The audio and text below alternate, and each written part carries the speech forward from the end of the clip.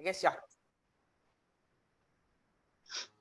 All right, everybody, welcome back to another podcast. I'm sorry, welcome back to another episode of Candid Cleaning Conversations. All right, now today we had to bring my girl MILA, the host keeper, on the show. All right, she has been killing it in this Airbnb business, and honey, I've been having a lot of my mentees ask Airbnb questions. So I said I have to bring on some more people to help us out in the Airbnb industry.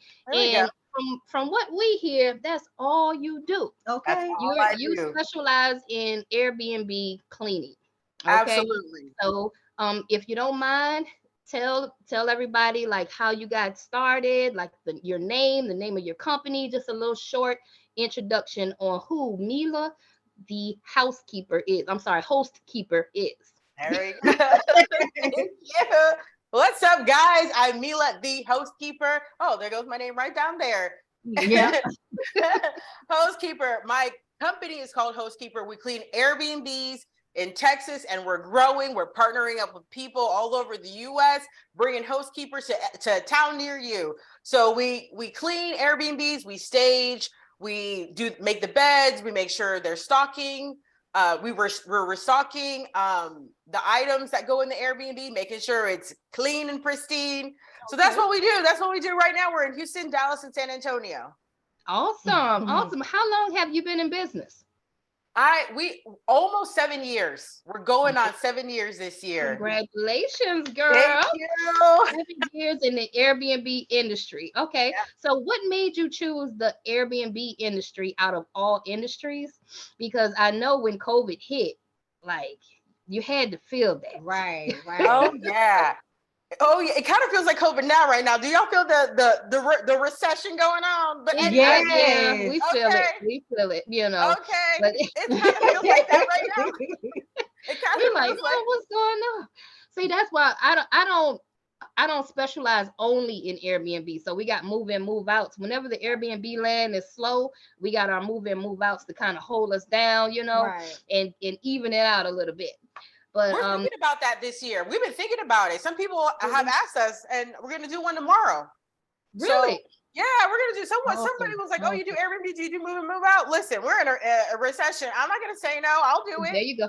I know that's right. How did you quote the move out? Because I know how you quote the Airbnbs, but how do you quote for the move outs? You know what? That one I don't know. I'll tell you why. Because I did the numbers like a long time ago, but now my husband is running the operation. So whatever they had decided, and I have no idea what they decided. That's the truth. As long as you can get a good profit, huh? It really don't matter. As long as the cleaner's happy and you're happy. That's it. That's it. Yeah. What made you choose the Airbnb industry? So the thing about it really had to do with me as a person. I like being different. I've always been different, so I just embrace it. You know, I've never like fell in line. It gets me in trouble or not, whatever. And it works for me, and it's a gift and a curse. So when I was thinking about starting a business, because I had started my first business, I sold upscale wedding dresses on consignment. So, and I rented bridal dresses out. So nobody was doing that. So I like to do stuff nobody's doing. Okay. So yeah. So how I came up with the Airbnb thing is when I was traveling the world for a while. I was like away from the US for 2 years. I come back.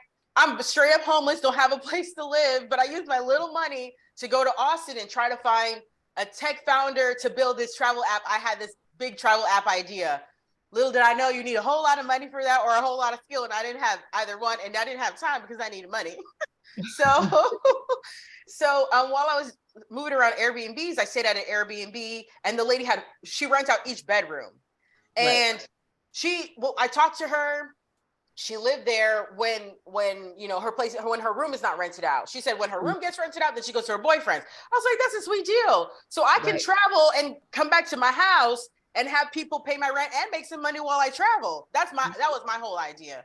I could be in Italy and I'm getting American money for my Airbnb while somebody else is cleaning it for me. That was the idea. And I was like, I love it. Wow. That's what's up. That was the idea. And Okay. Go ahead.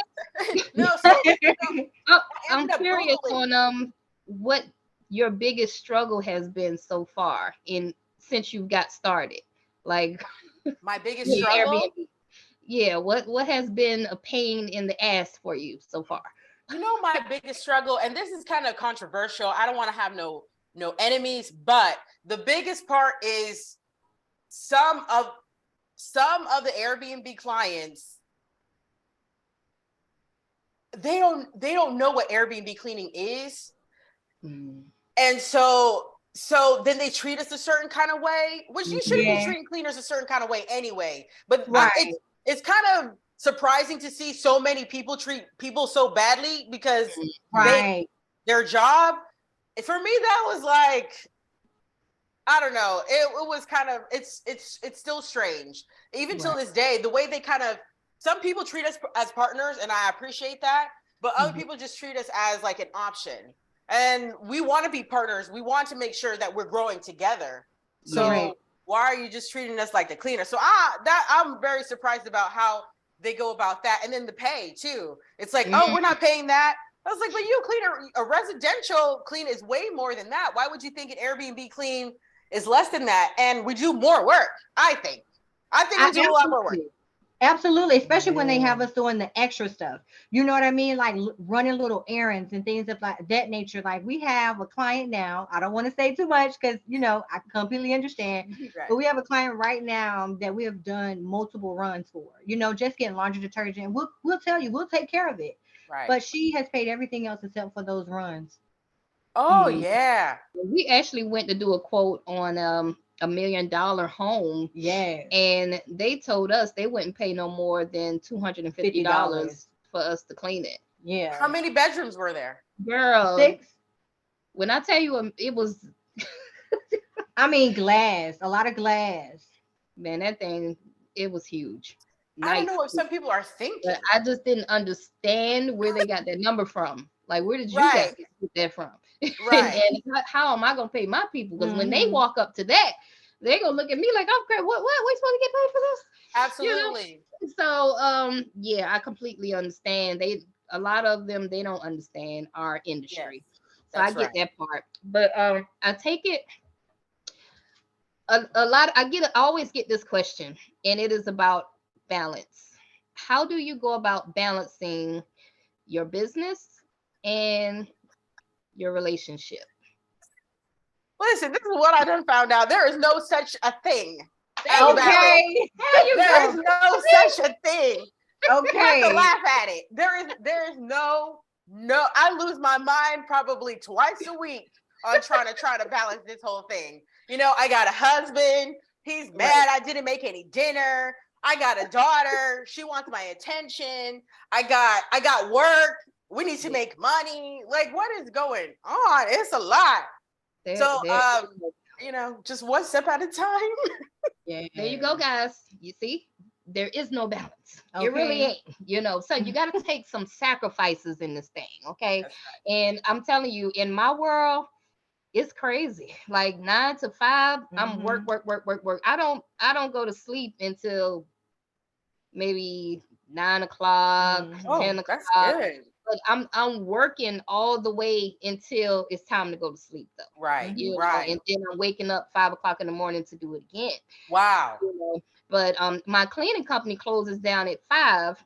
But then we have the academy, and we try to tend to the students inside the academy. So it's just it's hard work, dedication all around the board for us. Awesome. Because we just have. I got big dreams, baby. That's right. Around here, That's right. So we got to work. Oh yeah, okay. We're not where we want to be right now, so we got to work every single day. Even when we get to where we want to be, we're still going to be working because just like technology changes, information changes, and we got to make sure, we as a circle know everything because it's like we're going to learn it, so we want to share it with everybody too. Absolutely. Right.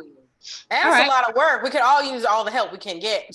Amen. Okay. Exactly. You better know it. Exactly. Okay. I do have another question for you. Like how do you, I know we were on the subject and I had to walk away for a quick second, but how do you deal with like difficult clients? Like how do you deal with them? you know, and to a point where you if know you have to that let 'em one go. client that You know? calls you back for a piece of hair on the floor and and the whole place is sparkling, but she wants a refund because she found that one string of hair on the floor. Like, how do you go about dealing with complaints? Listen, I am not the best person to ask around that. I'm still working on myself. I'm still working on myself because there's like a lot of stuff I just cannot tolerate. I just cannot. I mean, they always say, look, not all money is good money. Like, I don't need the headache sometimes. I'm okay not having a headache. We have kind of had the similar situation not too long ago where it was a new client, and obviously sometimes the new clients think that the cleaner is always ready to steal. So she was like, where was my throw blanket? Really? My cleaner's gonna steal a throw blanket? Oh my God. Like, what kind of people do you think I'm working with? You know, why would they want your blanket for? So we asked the cleaner where the blanket was. She said, I put the blanket in the closet. It wasn't on the bed like she wanted to see in the picture. It was on the closet. And she was really upset. And we didn't work with her. We blocked her. We don't want to work with people like that. There you go. That's how I solve my problems. I don't need a headache. We see here. We do the same that's thing. right. Because I'm either going to one lady, we gave her her refund. I refunded her for her last 2 cleans. Right. You know, because I want to make sure we good. Okay. Right. And then I disconnected her services. And when she wanted to know why, all that, I got my good old assistant here to help me out with that. See, I'm not good. I am left to do everything. So I need someone to help me protect my energy. Okay. Right. So, you know, she does a lot of the firing, you know. I ain't good with words. I'm not good with words. I'm not good with the rebuttal. I'm not good with that part. There is no rebuttal. I mean, I need an assistant too. Well, we do have somebody on our team. He's way more politically correct than I am. But yeah, when they come to me, I'm the one who is like, forget about them. You know, give their money back and block them. We don't ever want to work with them again. And they'll just figure out a nicer way to say it. Wow. Yeah. I don't speak to that is crazy. Man, that is very crazy. Between employees and contractors, which one do you prefer working with? Like 1099 and W-2s? Yeah. Yes. We do 1099. We do 1099. I love 1099. I don't have to worry about their taxes. They can do whatever they want, their schedule. We can work as much as we want. I like it. Awesome. What do you tell them to wear? Like, do you tell them, do you have a t-shirt for them? You know, because I know sometimes third parties may require that, but how do you deal with that? Like, as far as their uniform or whatever. We give them shirts. But I just want them to be comfortable while they're cleaning. So we give them shirts. Sometimes they wear a shirt and sometimes they just wear like a white shirt and tights or whatever to go and clean. Maybe we need to be more uniform, but as a 1099, I'm not required to make them do it. Right. So I'm okay with it. So they can do it if they want to wear a shirt. They can wear a shirt. If they don't have to. Right. It's voluntary. Right. You can volunteer to support us. Yeah. That's right. Y'all, I hope y'all getting these gems. Okay. Yeah. Okay. So what do you do to keep your contractors motivated? Are you doing like any trips to the bowling alley? What's the big thing that you do for your crew? Yeah. To keep them happy? My God. I got to work on that part also. Obviously there's a lot to work on. Because I'm not a big planner or event type of person. Like, I'm that kind of person who just never celebrate their birthday and all that stuff. I'm like that kind of person. So for me to like I went to the courthouse to get married. So I don't put like things together, but I think they like the same things I like when it comes to work, and it's flexibility. So they have a whole lot of flexibility and they get paid pretty well. So, I mean, that's all we want. That's all I want too. I want flexibility. I want to get paid well. So that works for us. Okay. So how do you go about finding your contractors? Because I get asked this question all the time. We usually go on Indeed. to find our contractors. I'll put an ad out on Indeed, and that ad will be running, and people just come in, and we'll put ads out on Craigslist, Facebook, and then we just start interviewing people from that process. So is yours kind of similar? It's kind of similar. The only difference is I put my ads out in English and Spanish. So then I have a lot of people who speak Spanish who can relate because it's in Spanish. Like, what job post can you find in Spanish? I don't know if there's very many out there, but the ones that are out there, I want to attract all the right people to work for me. So I have it in Spanish, I have it in English, but mostly Spanish speaking people apply for the job. So yeah, that's what I get. That's what I get. Mostly Spanish people are applying for the job.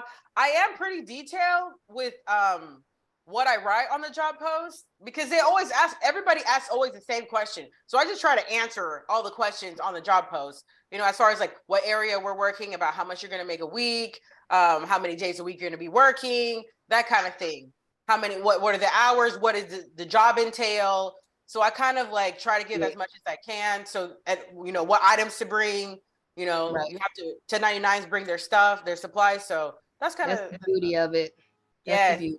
Yes. I mean, what about you? You guys do 1099 or W-2s? I do 1099. Oh, okay. So when I first started, I had employees. So I dealt with that my very first year. That was 2018. Total nightmare. It was a nightmare. But I mean, to everybody that's listening, I'm not hating on the employee thing, because I have cleaning business buddies that are killing it with employees. Okay, because but you got to think about the type of clients that they have too. One of my good friends, she has a cleaning company. She does schools. She has bigger accounts, government accounts.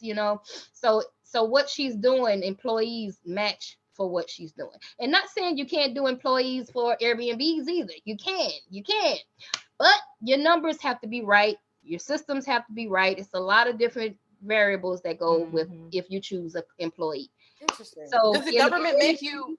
Does the government make you have W-2s? Is that why she has W-2s? Like government contract. Government is a whole other beast. I looked it up. That might be another reason why. Because they do make you have employees in certain contracts. Yeah, you got to have employees for it. You can't sub it out. But then they do have some that you can sub out. So it just really depends. Okay, it depends on the type of contract that she has. But for me, I was doing move in, move outs, employees in there taking forever, riding the clock. I got a lot of the riding the clock going on. I was buying supplies. They were using up all my supplies. Oh my word. And it was just a nightmare. It was a nightmare. I didn't like it. And then on top of that, I was quoting. I didn't know how to quote. Okay. So if you don't know how to quote, you are headed for destruction. And this is what led me to getting loans. So I was getting loans, and then the type of loans I started to get was shark loans. I did a video on that. Headed for destruction. Okay, so my very first business went down. It went up, and then it went crashing down, and I had to file bankruptcy. What? But yes. Okay, so my very first business, it was called Georgia's Heavenly Cleaners. So, I talked to my lawyer. He was like, listen, don't give up. I was like, I'm giving up. He was like, no, what you can do is just push all your clients to a new LLC and start it all over again. That's right.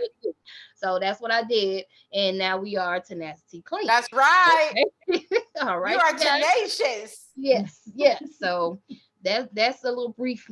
Everybody know my story that watch this. They done heard it a million times. Yeah. But that's what we decided to do in our business. Awesome.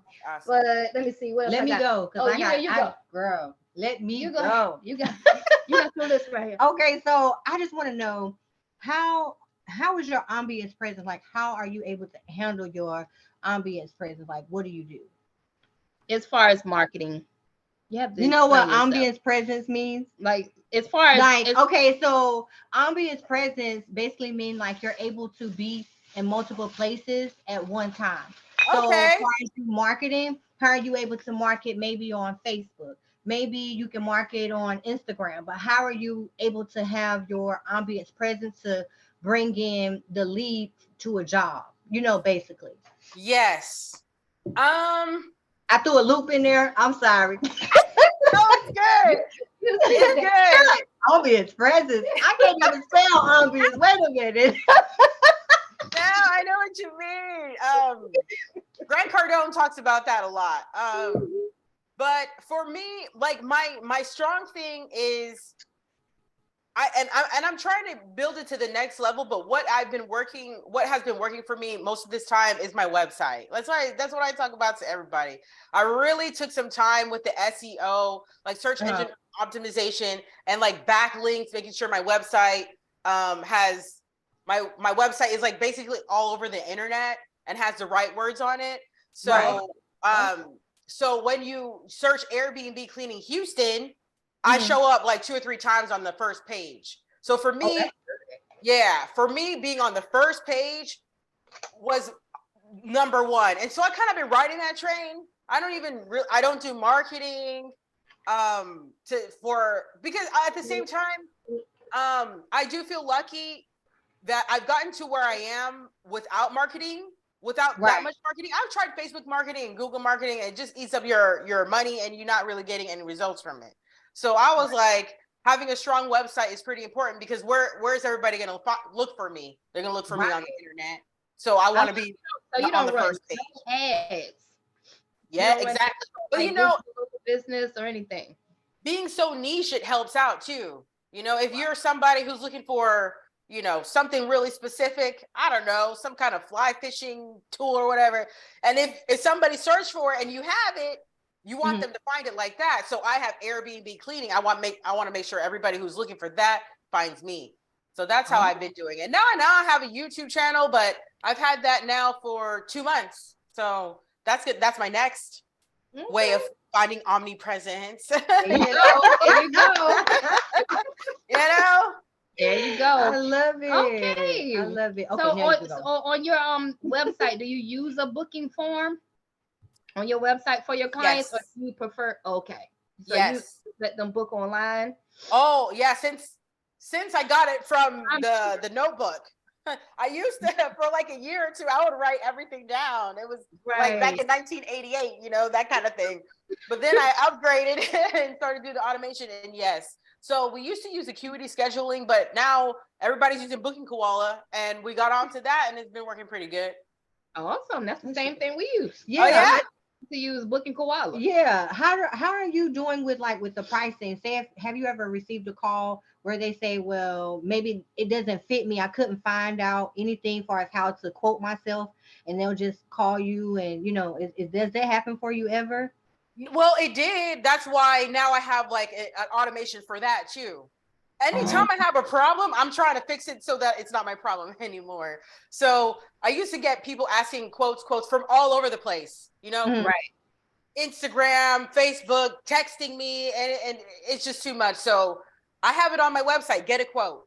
And so when they have to fill out a form, and they even ask for the link for the Airbnb so that we can take a look at it, see, how many bedrooms, whatever we need to know, we ask everything. So we have a really good idea of who this client is and what their Airbnb looks like. And then once they hit submit, they get an automatic email, and it's called Getting Started with HostKeeper, and like who we are and what our services are and what our prices are, and what is not included in the price, that kind of thing. So they already get it all right there. Okay. Awesome. I love so on the back end, once they book with you, are you using a scheduler on your back end, or have you got to that part yet? Like the whole scheduler thing? Yes. Oh my God. I'm telling you, when I tell you, when I hired my scheduler, I felt like a bird just flying in the sky. Okay. Because I didn't realize that was the most tedious thing that we were doing. Everything he does for me now, we used to do that. Okay. And it was crazy because I'm like, I cannot do this. I can't keep doing this. Yes. Like all of the calls between the workers are calling, hey, I can't get in my unit, the code doesn't work, there's no key, it's just the little TENACITY little stuff, right? And we were handling all that stuff. But when we hired the virtual assistant to handle all of the back and forth, whew, I'm telling you, a load off. Same. Load off, you guys. Yes. That's what we did for our back end. So whenever someone goes to the website, We got somebody on the back end to take care of all that stuff. Absolutely. So that's what's up. So what would you say is your favorite software to use right now? Oh my God. And you know, just that question alone, I just realized how fast everything changes all the time. It does. It does. You It's know, like because 1 CRMs out there. Okay. And video editor. It's like, oh my God. And Right. people always ask us, like, which one is the best one to use? And then really you got a lot of white labels out here too, and just different names. And listen, if you use what's the name of it? Qtily and Calendly, they both kind of do the same thing. Eventbrite. Yes. They, you know. Like, I mean, come on, they both kind of sort of do the same thing. You just have to pick the software that works best for you in your business, that you can understand, that you can do effortlessly. You know what I mean? It's interesting because I have a love-hate relationship. Like right now I'm working on like my one-on-ones and my courses and things like that. So I'm like revamping like a whole new website for that. Like that's my bnbcleaners.com website. Awesome. And for that one, I'm using ClickFunnels. Have you guys heard of ClickFunnels? Yes. Yeah. And so there's ClickFunnels 2.0. It's like super brand new and it's like a mess right now trying to figure it out. So, but once we figure it out, it's going to be a very useful tool. So I'm excited about it, but it's really a lot. What you're going through the same thing that we went through. And whenever what I've discovered to do, whatever techie stuff that I'm not so great at, I have to find an expert that is powerful in that industry. So for ours, when we were putting together our ClickFunnels things, we tried to do it on our own, but we suck. Okay. Right. So it's just all about trying to find that expert. You know, go on Online Jobs PH, go on Upwork, and just interview. You're gonna have to do a lot of them until you find that the perfect one that can do the whole thing, put the whole thing together for you. Absolutely. You know, that's what we'll do. Yep. You know what I mean? But I got to us though for even trying. Exactly. Sure enough, this is not an easy business. A lot of people feel like they can get into the cleaning industry and just be remote in 6 months. I don't know, that people make it seem like it's just that freaking easy, but it's not. It's not that easy. But I can tell you this: it took me out of the projects and me and my kids off of food stamps. So it's a lifestyle changing thing. But you got to stay dedicated. You got to stick through it, and you just got to keep pushing. You got to have that tenacity. You have to want this. It's not going to just happen for you like that. You know what I mean? That's right. But what would you say your 5-year goal is for your cleaning company? What do you mean by 5-year goal? Like, what do I want to do, or how much money do I want to make? Which one? Yeah, let's go with how much money you want to make. Let's go with that one. I mean, I can't. Well, I don't even know why I said that because I can't put a cap on it. Listen, I'm here for all of my blessings. Okay, and whatever. It's not whatever. Listen, if God want to bless me with $10 million from my business, I'm going to take it. As I receive it. How many contractors would you say you have right now? Right now, I would say anywhere because in each city we have about 6. So that's about 24. Well, that's pretty good. Yeah, that's not bad. So you got contractors in different cities, different area codes. Right. Wow. So how do you go about that? Do you interview them over on Zoom? Are you driving to the cities? Yeah, the interview process. Well, the interview process is the same in whatever city. So basically, we put out the ad. It depends on how we move in the city. So if it's like the first time we're moving into a city, usually I try to get the client first and secure a deal first, and then if we secure a deal, like, okay, we're going to give you 60 units. You can start in, I don't know, 2 weeks or a month. And I'm like, okay. So I get as many people as I possibly can, basically. And then I have basically a call to action at the bottom. And if they don't do that call to action on the post from the job post, then I don't respond to them. But if they are what I think they are, like a good fit for us, then we'll send them a message and like have an orientation at one of the units. I'll ask the because usually I'm coming off somebody who's getting fired. So I say, hey, do you have a unit that we can have a meeting and train people in? And they'll say, okay, yeah, come out. You can be at this building. So we go in. All those people I invited to the orientation. First of all, if you show up to the orientation, you probably got the job. You know, unless you're scratching yourself, that's a different story. But if you showed up, you know, y'all seen that before. I know. Yeah. Y'all seen that before. Oh man. Okay, so did you ask all your questions? Nope, surely didn't. All right, I got another question. It's gonna be my last question. Go, wait, I know you gotta go. What's something that you cannot live without? In the business or just in general? You said what? In the business or just in general? In business. Well, I mean, definitely can't. Well, obviously can't live without the people working around me. I need a strong team. That's what I need. Strong, honest, hardworking team. So without that, you know, you're just gonna have a headache if you don't have all of that. So what's the point of doing it? You know, so that's what I can't live without. Like people who come here to work. That's what I can't live without. I see it. I smell it coming. The circle of CEOs, but for the cleaning industry. I see it. I see it. Yes, I cannot wait. Cleaners, huh? my last question to you would be, what keeps you motivated? Because you know we have our times when we have our ups and downs as business owners. We all do. There's nobody that's just all peachy and creamy all day. We all have our ups and downs. But what does MILA do to stay motivated and get out there and still kick ass the next day?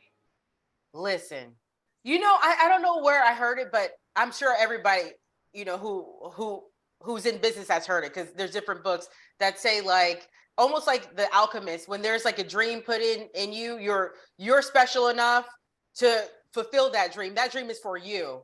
So until I get on my yacht with my champagne, I'm not there yet. There you go. Until I'm off the coast of Europe, popping my champagne, minding my business. Okay. There you go. We're gonna be on that yacht together, girl. Okay. We're all gonna be on that yacht together. Yeah. Drinking our champagne. Okay. Minding my business. I'm gonna switch mine up for a little mimosa. Yeah, you know, mimosa, because I need a little pineapple juice. You know, as long as I got my Ciroc, we good. All right. Love it. Well, Miss MILA, it has been a pleasure. We are not going to hold up any more of your time. I want you to tell the people where they can find you at. And you guys, she's also a coach, you guys. So make sure y'all check out her YouTube channel and check out her classes that she has, you guys. And just give the people your information, your YouTube channel, IG, give it to them. So y'all can find me on YouTube at MILA the Hostkeeper, just like down here. Right there. MILA the Hostkeeper on YouTube, MILA the Hostkeeper on IG, Hostkeeper, my business on IG, hostkeeper.com is my website, bnbcleaners.com is for the educational resources regarding Airbnb cleaning, and that's it. I'm even MILA the Hostkeeper on LinkedIn. I need to put a real last name, but even on LinkedIn, I'm MILA the Hostkeeper. Oh my God, it's been a pleasure. And if you don't mind, do you mind sharing revenue with us? Like, yeah, let's talk about it. All right. Well, what would your business be doing this year for the yearly revenue? No, what did you do last year? Let's just say that. Last year, I am not so proud about, because the year before we did 630, and last year, I mean, I'm not gonna say not so proud about, but we went. 630 ain't nothing to sneeze at, girl. Okay. she said it so confidently. Well, I ain't bet nothing. Girl, that ain't nothing to sneeze at. What? Well, you know, because I don't like going backwards, but sometimes you got to go backwards to move forwards. Right. You know what I mean? I got to take time to educate myself, take time to do other things that improve my business. So I wasn't in it as much. And I feel like that's why the revenue went down. But last year we did about 400,000. Okay. So, I mean, that is still good. Thank you. Right, y'all. Y'all heard it here. If you want to learn how to make 400 in revenue, girl, this your girl right here for the Airbnbs. All right, check her out. All right, Mila, we're gonna bring you back on probably in another 6 months. Let's do it. And we're gonna do this thing again. But go ahead and get back to the family, and we will see you again on YouTube. Okay. Awesome. Thank you so much. Y'all have a great day. Bye.